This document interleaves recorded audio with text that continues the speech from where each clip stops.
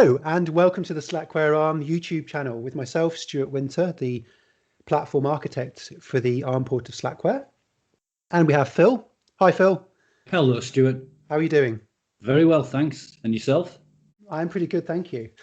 Phil's the maintainer and developer of the SAPI project, which allows you to get Slackware ARM running on the Raspberry Pi. And today, what we're going to be doing is we have a bunch of updates to merge in from Slackware x86 into ARM. Now, you might ask yourself, why do you need to merge updates? What does that really mean? Well, the Slackware ARM build system, as I talked about in the first episode, is a separate build system from x86 because that allows me to have the creativity to do what I need to do at the time I need to do it. So I don't need to wait for Patrick to make any changes. I do submit changes back to him if I find anything that needs fixing on the x86 platform as well. I have my own build system which I maintain and develop separately from that, and I consume the updates from x86 as you're going to see in this video. And so that's what it means. I'm going to be merging in the changes there, and then we'll start those packages building. So let's get into it. The first thing is I'm going to show you the changelog. Now, in a previous episode, I showed you the changelog for Slackware ARM 14.2, and you got to see a couple of little markers in there, which are just internal markers and for my internal tool set. Now, this is the changelog for Slackware ARM current. Now, some of you who are eagle-eyed viewers may notice that this looks rather familiar if you look at the x86 changelog, and that's because it is.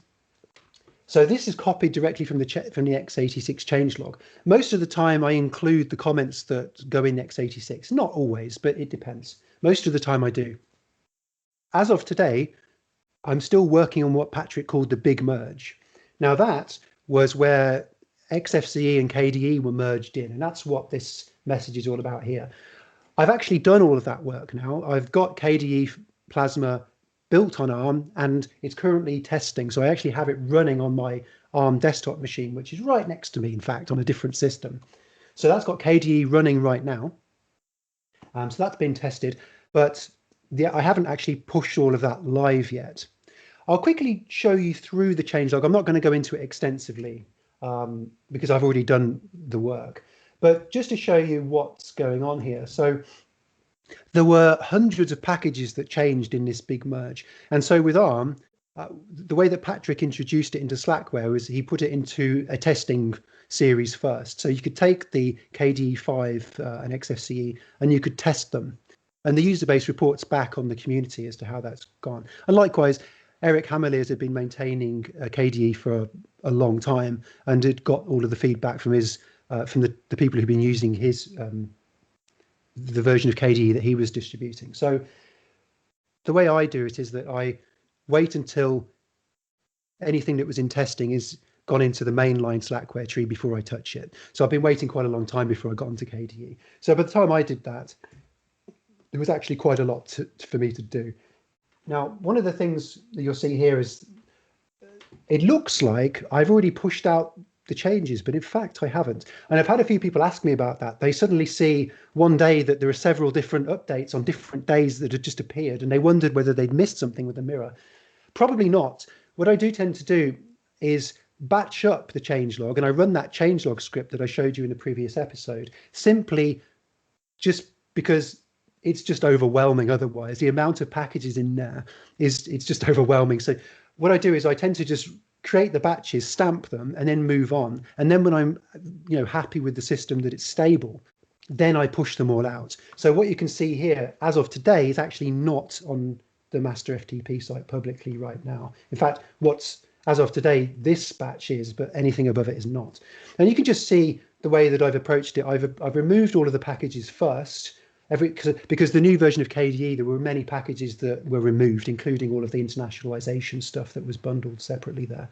So all of those have been removed. And then step 2 was to remove anything else that wasn't part of KDE, so that got done. Sometimes when new packages are added, they have extra dependencies. And likewise, when you upgrade some packages, they have new features in which require additional dependencies. So what happens over time is that the Linux distributions accrete packages. So we've got a whole bunch of packages here. I can't remember how many there were, but there were quite a sizable amount. So I took all of the packages that were in the added list and I built all of those first, as many as would actually build. So I built maybe 10 passes or so, just trying to build the added packages. Some of them failed. And then I added in the upgraded packages and rebuilt them all again. So I think maybe I think I rebuilt the whole lot, maybe 30 or 40 times. So what I was doing is I was preparing the environment, the user land, the Linux environment, to be able to build KDE and be able to build XFCE. So all of the dependencies were done, and then I built the big two projects on top of them. So that's how I do that. And as you can see here in the changelog, you've got these markers called CL, which you would have seen in the previous episode. So this is literally anything between these two markers is what's going to make it into the ARM changelog. Now, of course, you may see, well, they've got x86-64 package names. Well, yes, that's okay. My changelog script sorts all of that out. It finds the actual ARM package name, and then it pulls out the notes, or the blurb as we call it, pulls out the blurb, and then adds that to the Slackware ARM changelog. I'm not going to show you the changelog for current in this particular episode because it's massive and I'm not ready to do it yet. In fact, I've been working all pretty much on off over Christmas, getting this stuff all built and ready.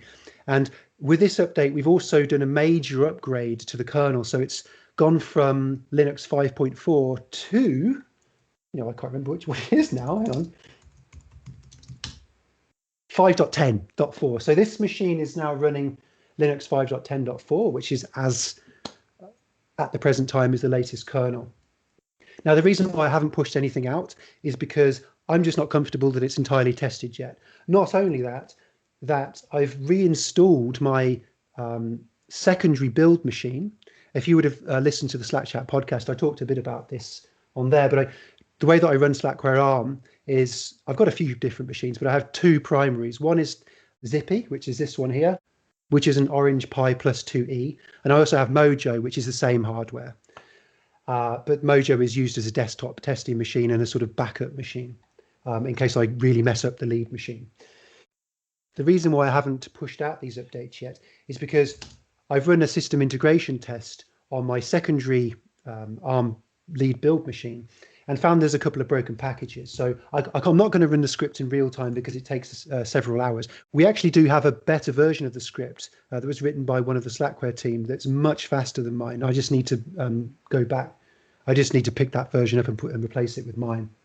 And that script has outputted this here. So pretty much everything is actually in good order in terms of linked libraries, but you'll see that there's a few packages that are broken here or contain broken libraries. LFlibs doesn't concern me because I haven't rebuilt it yet. However, these two KDE packages do, so I need to fix those. And what's happened here is that on the primary build machine, I haven't actually reinstalled it for a month, I think, but at this point. And so it must have picked up some residue from the previous Qt4 package, which has now been removed from Slackware. So I'll have to go and sort that out. So back to the changelog. I'll just quickly show you what this is. So these rem markers here, this just means remarks. Now, the way that the changelog script works that you saw in the previous episode was that it consumes everything between markers. Now, the thing about that is that when I run the changelog script, anything that is not within the **CL markers gets discarded.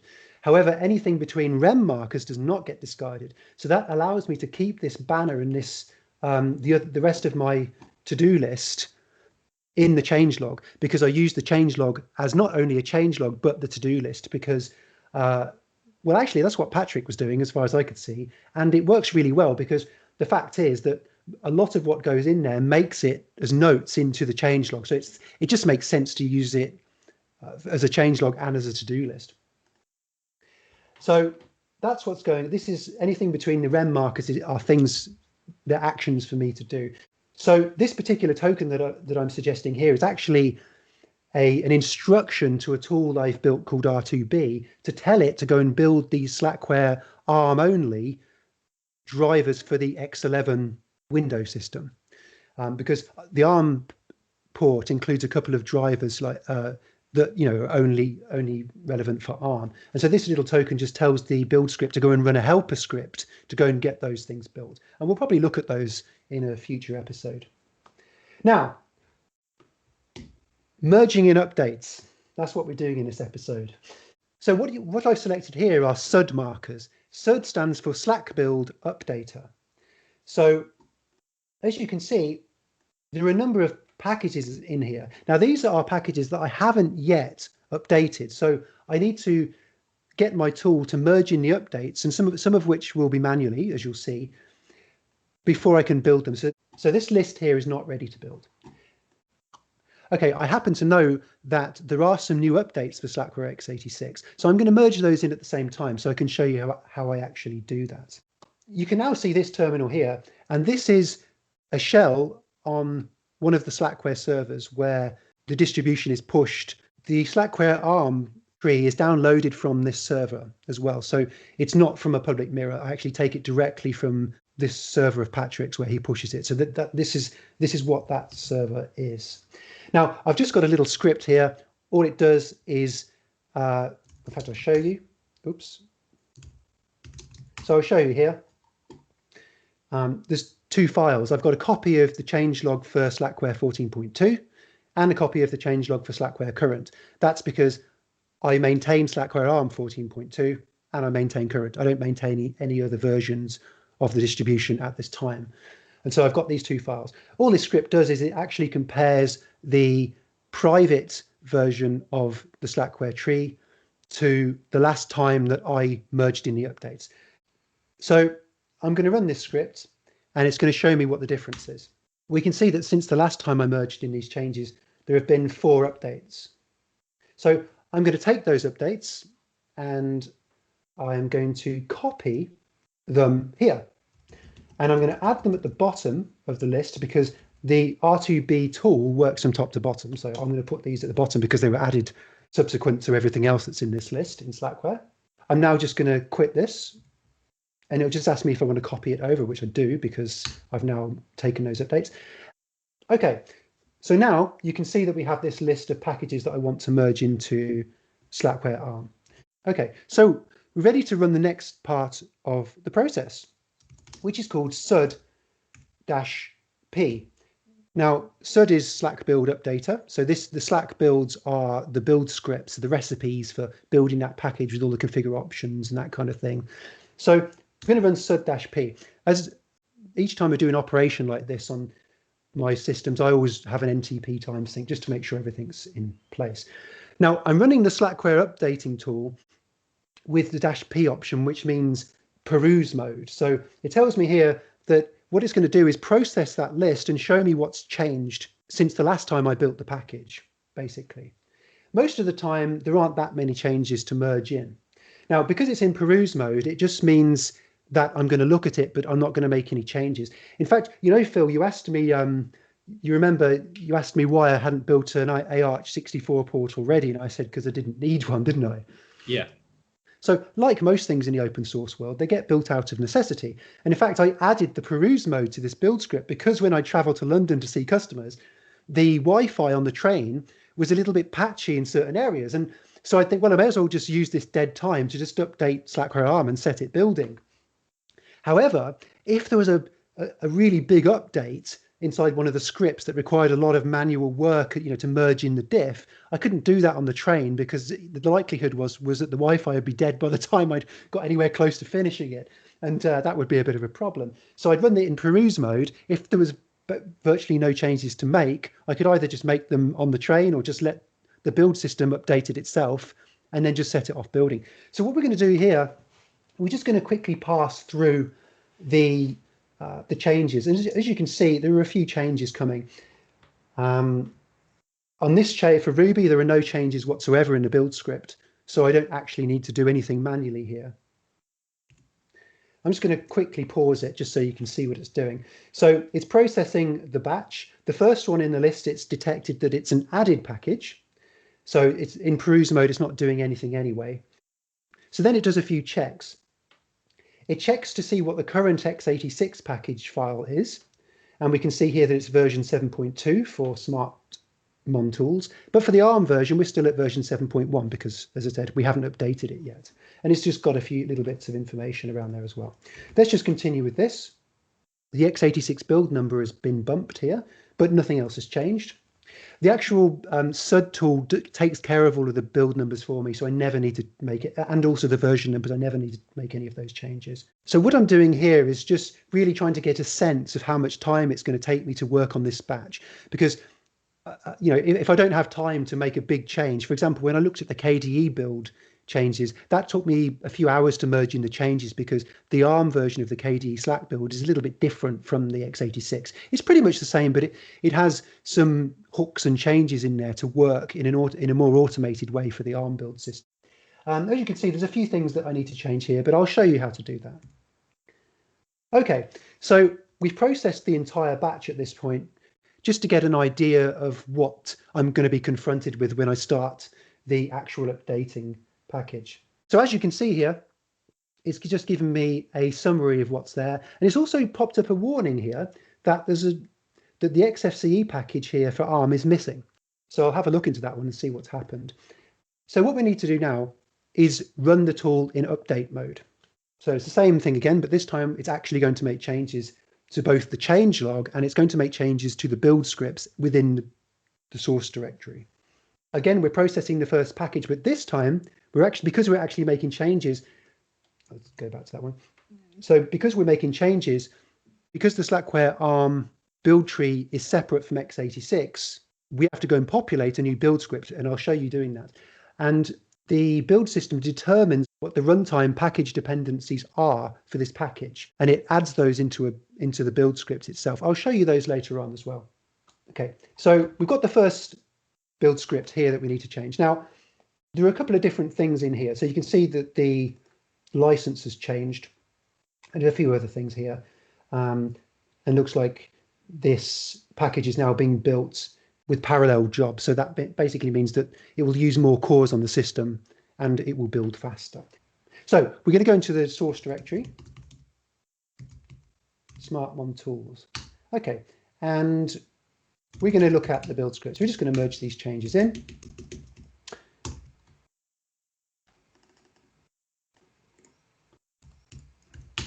And we're going to have a look at this numjobs change as well.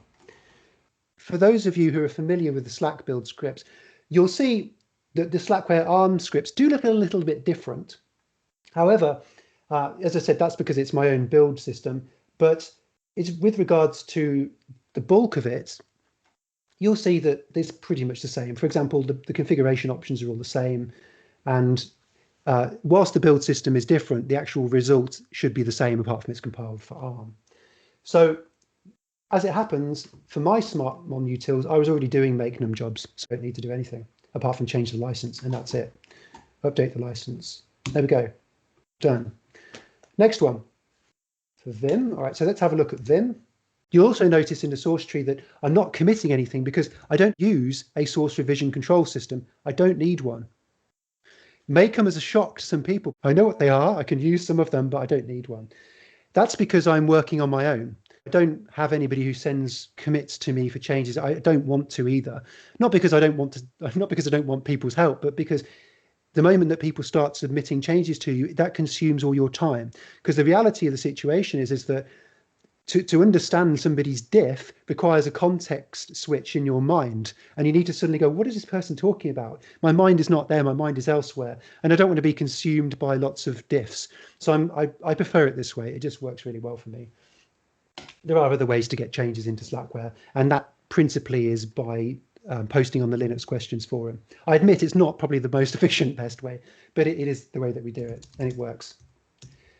Okay, so what do we need to do here? Okay, now for ARM, I don't know about this. So I'm not going to do much with this right now, apart from put it in here as an option. And I'll figure out whether it needs it for ARM, whether I can use it for ARM or ARch64 at a later date. So I'm actually just going to put that down here. Now, I want to show you something as well. Because I really like automation, I don't want to spend too much time modifying these scripts. In the Slackware x86 script, these values are set with version numbers, but I don't want to have to update the version numbers at all when I make the changes. The Slackware ARM build system is an overlay to the x86 build system, meaning that when you build on ARM, you have to also have the x86 source tree available. So what we do here is that the build script pulls the values from the x86 build script and evaluates them inside of bash and returns dynamically the actual version numbers that are set inside of the x86 build script. So this is what this little bit of script is doing now. And all of this is on the FTP side. This is the Slack build that's there. So we need to Python interpreter, that's gone. Python 3 interpreter, that's also gone. You've got Perl line that has gone, and what else has gone? That TCL thing. So now what I'm going to do, I've deleted the lines I don't need. I'm literally just going to paste these ones right here. Yeah. And then I'm going to just get rid of the pluses, obviously, and paste them in. Is there anything else to do? No, because I don't have that in there anyway. Right, there we go. That's it. Save that. And then we press Q, and SUD itself has updated the version number. As you can see, I didn't do that. But now it's showing me a diff between what I've literally just changed, so I can review it and make sure it's what I expected, which it is. So go on to the next package. Ruby, I don't need to do anything. The version number has changed, and that's been automatically changed, as you can see, by the build system. Subversion, same thing, don't need to do anything. The build number is increased, but that's been taken care of for me. Don't need to do that. Same with that one. Same with that one. For the sake of the video, I'm going to skip updating the licenses. I'll take care of that at a later date. Now with this one, I don't need to do anything. As I said before, when I find scripts that need some work, that need fixing for x86, I submit them back to Patrick. So in this case, I made the changes in ARM first and then submitted them to Patrick for x86. So I don't need to do anything here. Okay, the tool now gives me what I call a manual actions list. So it's telling me what I actually need to go and do manually, which I'm going to show you now. And it gives me a summary of what it did. So it successfully updated all of these things. It shows you what the package name is. It shows you what the change tag is, whether it was added, upgraded, rebuilt or removed. In this particular batch, there aren't any packages that got removed, so we don't need to do anything there. And it just gives you a transactions, which is the log of what you saw already. Okay, let's quit this and have a look at the change log. See what it's done. As you can see, it has removed the SUD markers and it has replaced them with CL markers and R2B markers. You know what the CL does already. That's for anything between the markers, that's going to go in the change log. So for the eagle-eyed viewers amongst you, you'll notice that this one has a tilde rather than a plus, and this one has an ampersand. Now what that does is that's an instruction to the build system that processes this list to only build these packages on certain passes. So I'll talk to you about that and I'll show you that in this video. But basically it means that the tilde will run, I think, on the penultimate pass, and the ampersand will run this package on the last pass.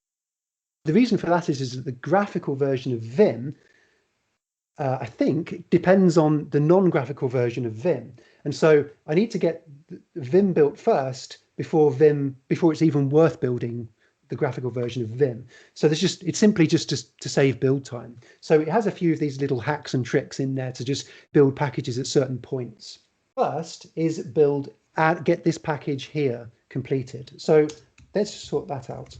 Have a look at this build script. Now I mentioned earlier that the build system, it determines what the runtime dependencies are for a package. Really, in this instance, I should only be interested in build time dependencies, but there is no way of actually even remotely determining that at this stage. You can determine that when you read the documents and try and build it, but at this stage, in an automated fashion, I've got no idea what it really requires for build time. But often the build time list overlaps with the runtime list, so that's kind of the way it's done. Now, as you'll see here, though, in this little script here, there aren't any build time dependencies. That's because this package is basically self-contained. It's not linking against anything else, or at least my scripts don't think it is. Some of the package build scripts don't have any of these listed, and that's perfectly fine. Just quickly on what this actually is, the ARM build system, it was built originally. In fact, Darren Austin, the guy that runs the Master FTP server, and he actually helped me design the original build system, because the idea was to port Slackware to not just ARM, but to others as well. And so the build system was designed with multiple architectures in mind, which is why adding AArch64 isn't so much work. So this little script here, arm/build, is actually just a setup script, and it contains the version number, the build number, and it also does some checks. So for example, if this package, once Slackware ARM 15.0 is released, and this package needs a rebuild, this little routine here determines whether we're building on a stable release or we're building in current, and then it appropriately sets where the package is going to be stored. When Slackware ARM builds, all the packages for current get automatically dropped into the Slackware tree. It deletes the old version of the package and puts the new one there. So as distinct from x86, where it usually lives in /tmp for you to manually take it, for me, that was a little bit too much work. So the build system creates those packages directly into the Slackware ARM tree. It's just easier that way for me. What I'm going to do here, I don't need any of this stuff. Well, not much of it. I'm going to keep this. In fact, I don't even need to do that. So I can delete all of this. Here, that's it. Okay. And then the next thing we need to do is look at the script itself. So what we can do here, where are we? Okay. So what I need to do now is I need to look at the actual Slackware x86 build script. And I've got to say, I'm actually really happy that Exafat has made it into Slackware, because I use it for my digital camera to access the SD card. So that will save me grabbing that from slackbuilds.org and building it myself. So that's really good to see. Okay, so we've done the initial build wrapper script. I also need to open up the Slackware x86 script because I need to see what's in it. So as you can see, the way that it works, when you saw in the build system, when it updates the scripts, the reason why it knows what's different between the current Slackware x86 tree and since I last looked at it is because we store a copy of the original x86 build script right here. However, you don't see that in the ARM public tree because it's one of the files that is masked out. But as you can see, it's clearly here in the master tree. So what we're going to do is we're going to update the default template by simply copying the blurb and banging it in here at the top. That's the easiest part. Then determine what we actually need to do. So this is an autoconf build system. So the templates for Slackware ARM are kept inside the SlackKit package, which you can find on the FTP site. And what I'm going to do is the templates include default settings for Meson, for autoconf, and for CMake. So what I'm going to do is I'm just going to go through and delete all of those because we only need the autoconf version. And we're going to take this here. We're going to put that there and take this.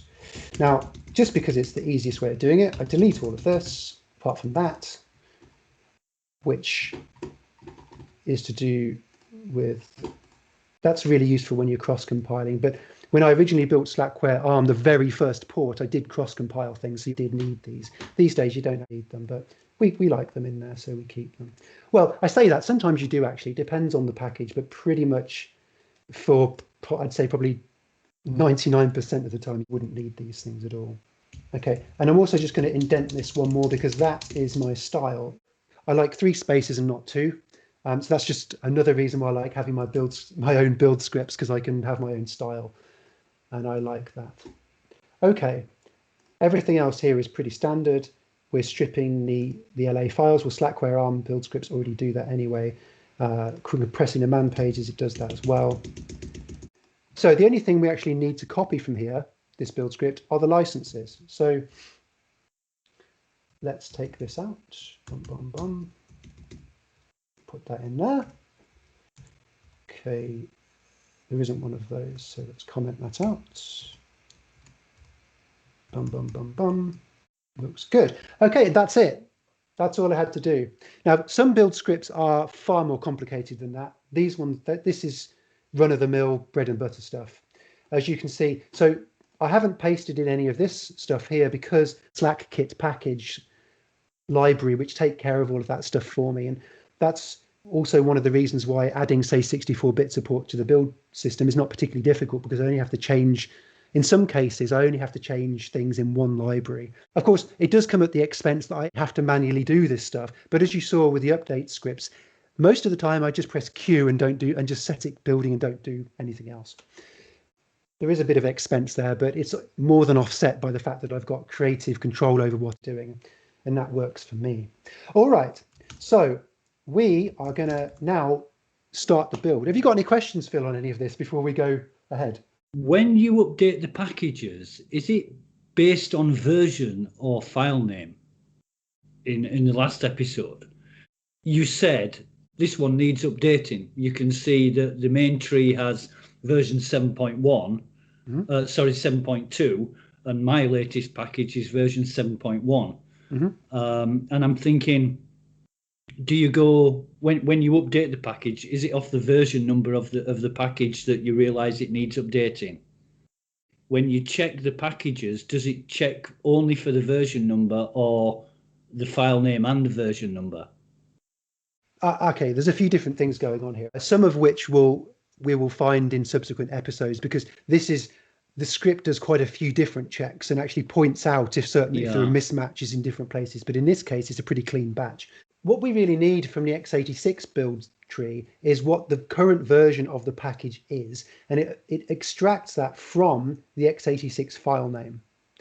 The ARM build system is not at all interested in the build number or the architecture of the x86 package. It's only interested in the package name and the package version. And the version, right. Yeah. Okay. So, but what it does do, though, is that, for example, because there is a lag between when Patrick pushes updates and me consuming them, or at least pushing them public, it can be that, for example, that there is a package that's been upgraded in Slackware x86, which I haven't got to yet, but I put it in my list, and then Patrick rebuilds it for whatever reason. And so the package change tag says it's been rebuilt, but my build system, okay, the last version that we had, okay, what's the example here?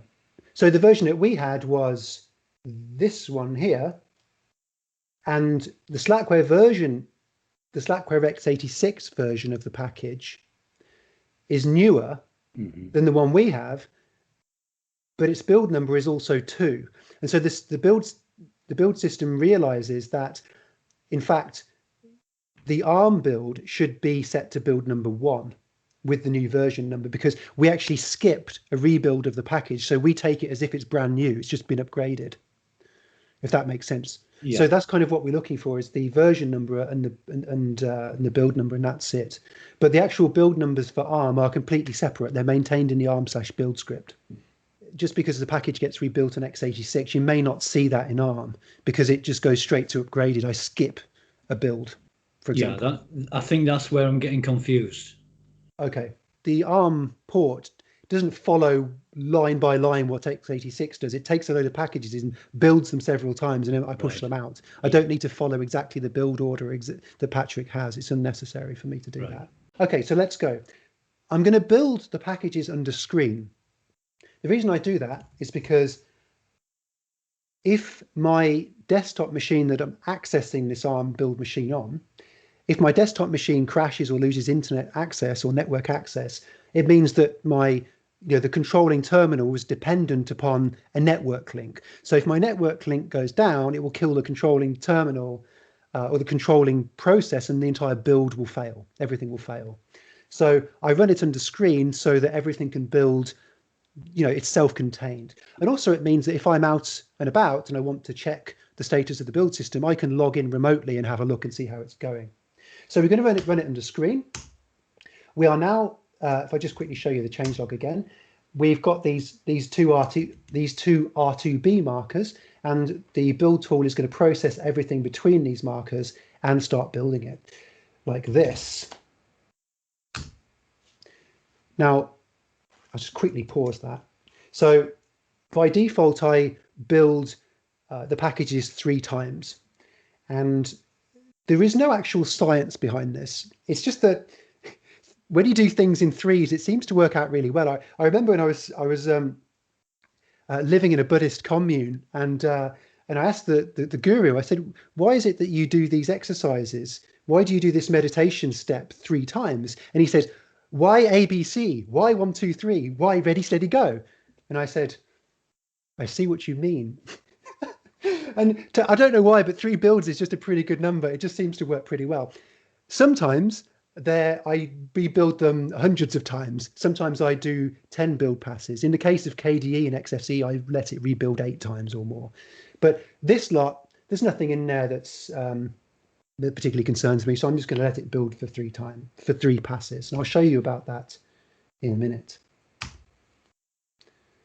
Okay, so you can see it's running some tests here.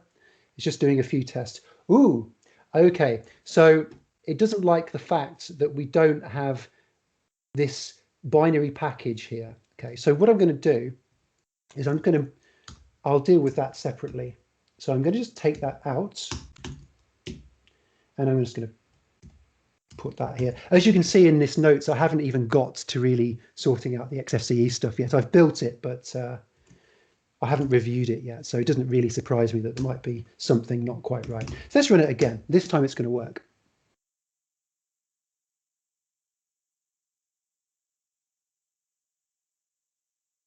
And there we go.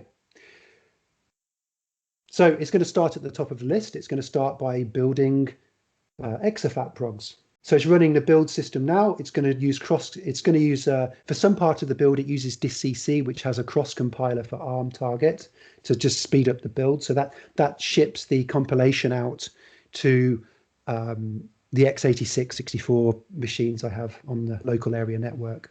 So that will go and build all of those packages. So what I'm going to show you now is just show you the status of the build system. So this part of this status ends up on the website.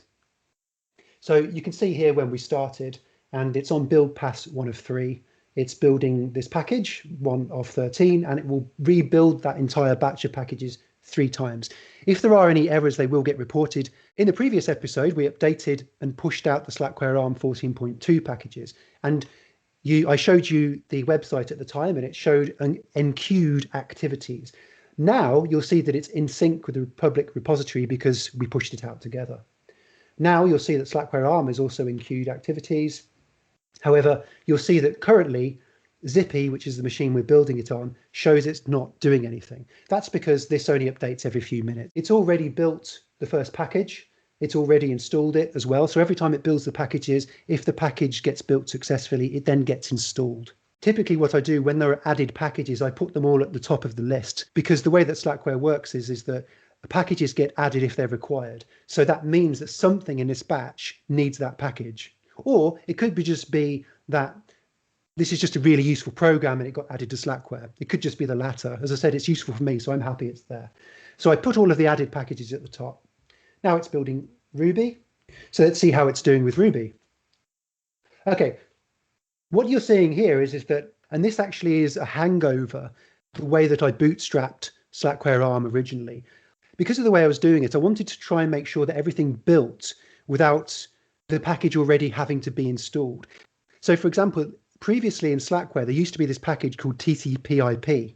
It's now been broken up into all of the components, which means that maintenance is easier. But the thing about that package was that you couldn't build the TCP/IP package unless the TCP/IP package was already installed, which of course was a problem because I didn't have one for ARM because it was new.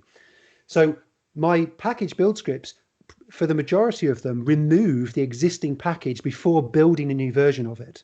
That's also what allowed me to capture that problem with the Marissa package and submit the change back up to Patrick. However, it is completely unnecessary now, because back in the day, I didn't rebuild the batch several times. I did it all manually. So I would build a package. It would say, I need a new version of XYZ. So I'd then go and jump to that package, and I would do it all manually. These days, because it's all automated, I could just leave it in there because the new version of the package gets installed anyway when it's done. So if you rebuild it several times, it doesn't make any difference whether it was already installed or it wasn't. It's just a hangover, and I quite like it, so I leave it there. So that's removing the Ruby package. Ruby is quite a large package, so that will take a while. Okay, so I've refreshed the website, and as you can see, it now shows you that the build machine is building the Ruby package, as we just saw on the shell. Once that's done, all of those packages, the packages, as I said, will be gradually installed on the lead build machine, ready to take the next batch. And, in the next few weeks, I'll be pushing all of this out to the public FTP site. Yeah, if you've got any questions, Phil. It's quite obvious, and it was in the last episode, that the way you work is far in advance of the way I work. There is so much missing from my means and methods that you do. The thing that I'm interested to know is when you seem to have to do a lot of editing of the build process manually. Is that always necessary when you cut things out that aren't needed, packages that don't need building? Okay, so as you saw, the build numbers are completely automated, whether they're incremented or reset to 1. The version numbers are automatically handled as well. The only time I need to merge in anything manually is if there's anything in the build script that changes that I need to merge in. So you saw me merge in some configuration options. Those are just configuration flags for the for the configure script for that particular package. Sometimes there are a few of those I need to change. Usually the biggest changes are when the actual build system itself changes. So for example, there was a package recently, I think it was HalfBuzz, that went from autoconf to CMake or Meson. I can't remember which, or Meson? I don't know how you pronounce it actually. That one, it switched from one to the other. And so that did mean there was a bit of movement in the build script. So I had to do a little bit more work, but not much. It was only a few minutes, which is also why I've got the standard templates for all of those different types of build scripts that that I can reference. So you saw me add a package, but I also have the template readily available right here. So when a package does switch, its own build system from one tool to another, I can just take all of the standard stuff that my ways, my style, and put it into my build script. It's pretty easy. It's only, as I said, when there are major updates like X11, if there's massive changes in there, or KDE or something like that, that I actually have to sit down and really focus for a few hours. Usually I can merge in a batch within a few minutes, literally, if there's very little change going on. I mean, I've tried to automate as much of it as I can because I like automating things. I mean, that's just something I just like doing. I like the effort of figuring out how to do it. But there are some things that is beyond my skill to automate, which is doing that kind of the manual work. You saw me with those, but also I wouldn't want to anyway. Those kinds of things. If you try to automate that kind of stuff, you're an absolute genius, or it's going to break. Something's going to break. So I prefer doing it manually anyway. And it also means that I am in touch with what's changing on the within the actual distribution as well in terms of the build script. So it's my way of also keeping my hands on and keeping up to date with what's going on. Mm-hmm. I am so glad you do this, because you can imagine from somebody seeing it for the first time, it is very involved, very involved. My own build scripts for SARPy, they are fire and forget scripts. You start them up and walk away. They require absolutely no interaction whatsoever, but seeing how you work on your level, it is required. You can't really, like you say, you automate everything you can, but there are some things you can't, because otherwise they'll break. And I see why that needs to be done. It's all very complicated right now, and most of it is confusing. But yeah, you've been doing it for years. You skip in and out of scripts and say, oh yeah, this, get rid of this, add that, and it's fantastic to see. But from myself, who's seen it for the first time, it's quite overwhelming. Yeah. So, it's funny actually, because years ago, somebody sent me an email and they said, can you please tell me how you keep the project up to date, so quickly? And I was like, well, at the time it was all manual. I'm like, well, I don't, it's manual. But when I went to build the hardware floating point port, at that point I've been doing it for many years anyway. And I thought, well, there's absolutely no way on earth I'm tackling this manually. It's just impossible. So I built this R2B tool to go and do it for me, and that's one of the key tools of this. That's cool. That is a really cool tool. That gets a lot of work. In fact, there's a massive to-do list on that tool. Yeah. There's a few bug fixes as well that I need to make. Yeah. But yeah, so I constantly work on this. Actually, this is one of my. I think I said in a podcast at one point, didn't I, that partly my actual project on Slackware wasn't Slackware anymore. It's the actual build system, and now you can see why. Yeah. It's quite a monster, and but now it's going to be back to Slackware AArch64. So I'll be going back to Slackware again. There are quite a few different things we need to do to get it working for AArch64. I've actually got a list of that. We'll cover that in a different episode. But so we can see what we're doing here. We've got Ruby still building. That's going to take a while. Maybe takes an hour or so. And if you were to, you mentioned rebuilding the package 100 times if you need to. Do you then test it after you've built it a dozen times? Do you then test the package afterwards? Yeah, that's a really good question. There's two sides to this. Rebuilding the packages over and over, the purpose of doing that is because I don't know what the build order is. So Patrick used to, on really big batches, he used to keep the build order for himself for 32-bit. So it was built on 64-bit first and then on 32 as far as I remember. And so he would have his build order that he got working for 64-bit and then follow it again for 32. That was and I used to use the same order for myself, but the problem was that if I actually missed a day, I just didn't happen to be looking at it. It was already gone. So I don't know what the build order is, and that's also why I rebuild things over and over and over, because when you build a package the first time, sometimes they will build just fine. However, they will say, oh, I'm not building with XYZ support because it's not there. So you could build a package and you'll think it's a great package, but actually it's missing some feature that's actually in the x86 package, just because you didn't have another package on the operating system at the time. That's why I rebuild things over and over, is to make sure that when the package is built, everything that should be there is present in the environment if it's going to build. So, so in other words, if this package wants PNG support, it finds libpng, great, I'll build PNG support into my package. You see, so that's why I do that. It doesn't mean that the packages work properly, but this builds the fact that I build it over and over. It does a couple of things.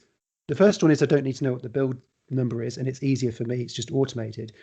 The second is that it exercises the build machine, which is what I really need to do now, because I've got hundreds and hundreds of packages that have been updated since December 2020.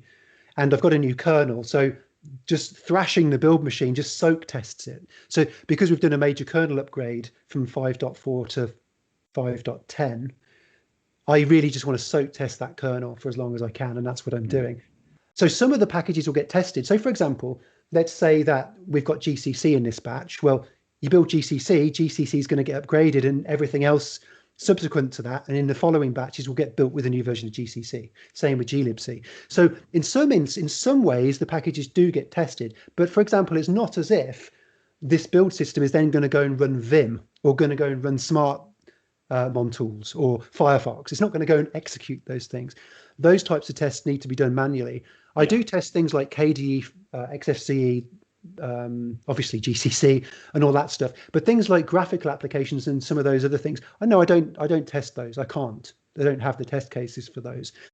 So those things can't be tested. You need to automate build test for those, and we don't do those things. It'd be good to, but I'm just thinking, I build 7 packages, and only 3 of them really need testing. And for the amount of packages you build, I spend an hour, maybe 2 hours testing. And for the amount of packages you build, I can't imagine how much time it would take to manually test them all. it's impossible anyway. I wouldn't know what to test. Like if you, for example, ImageMagick is FFmpeg is in Slackware, right? How would I test FFmpeg? You'd need to have a load of test harnesses that actually called FFmpeg with all of the options and went, oh yeah, you can convert this video from this and this video looks fine. Yeah. That's not what it's about. Because this is an upstream project, if someone else wants to take that, when I was a sysadmin, when we would take updates from the vendor, we would then run our tests to make sure that, for example, when we upgraded ImageMagick, which we did on several occasions, that our own software worked properly, because we did find that we upgraded ImageMagick and the software service we were providing, there was a little bit of a problem with it, because ImageMagick, it must have been a bug or a change of some kind. It was probably a bug, I don't know, but one of the colors changed on the images. So you go into the software, our own software that used ImageMagick backend, one of the colors would change on the images on the website. And you go, okay, that's we've changed ImageMagick. So it's up to the user to have, so if that's really important to them, they need to be able to have their own test suites for that. It's impossible for a vendor to be honest, it's probably impossible for any vendor to do this. If that was, if every vendor of a distribution like this had tests like that, I don't think it would be absolutely amazing, but then you would never get any bug reports. So quite clearly, it's pretty much that way. I mean, in open source in particular, we rely on the user base to give us that feedback. As I said, I do test as much as I can, and certainly things that I know break, so things like Firefox that I know are going to break because they've broken so many times, I always test it before I push it out. And quite frankly, to be honest with you, Phil, I load Firefox sometimes and think it's just going to seg-fault because it's seg-faulted so many times that I built it. And I load it up and I'm like, oh, it actually works. Brilliant. And to be fair, for the most recent times, I opened up KDE 5 Plasma on Slackware ARM. It just worked. Yeah. It took a few minutes for it to load up. It worked. It's still running now. I opened up Firefox, took a few, maybe 10 seconds or 12 to load up. It works fine. Yeah. So I've got Firefox running under KDE 5 on Slackware ARM on my Orange Pi. Seems to be fine. I'll try XFCE later as well. Yeah. So, all right, Phil, let's call this episode a day and let's jump back. All right. I hope everybody found that useful and interesting. So remember to like and subscribe. And if you've got any ideas or suggestions, questions or comments, let us know in the comments section. Thanks. Bye from me. Bye for now. Take care, everyone.